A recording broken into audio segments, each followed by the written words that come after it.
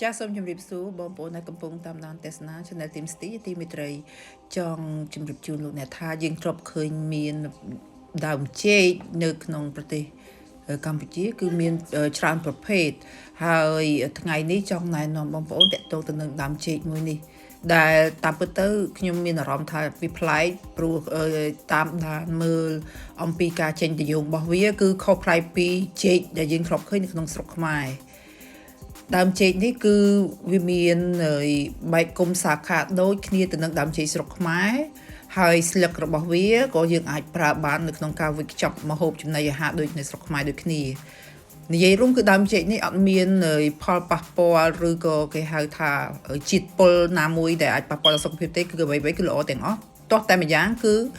វាផ្ដល់ផ្លែមួយដែលយើងមិនអាចទទួលទានបានគឺផ្លែរបស់វាមានលក្ខណៈមិនជាតូចទេគឺផ្លែធំកម៉ាប់ម៉ាប់ហើយនៅខាងក្នុងផ្លែនោះគឺមានគ្រាប់ធំមួយដែលមានទំហំរហូតដល់ប៉ុនកូនដៃដូច្នេះបើសួរថាផ្លែចេកមានទេគឺមានប៉ុន្តែផ្លែនេះគឺយើងទទួលទានមិនបានទេដោយលោកអ្នកបានឃើញដែលខ្ញុំបានស៊ូមជូននេះ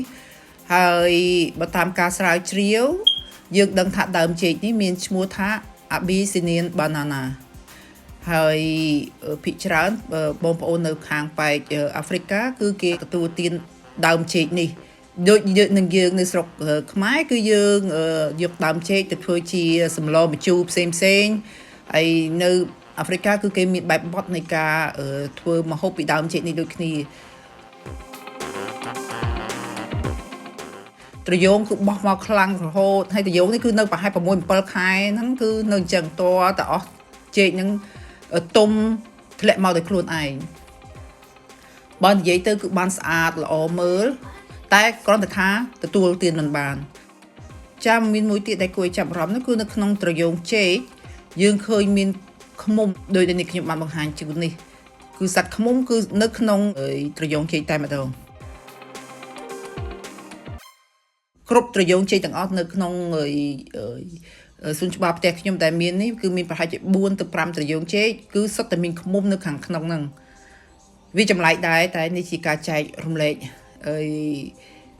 ជូនលោកអ្នកពីប្រទេស New Zealand សូមអរគុណនិងសូមជម្រាបលា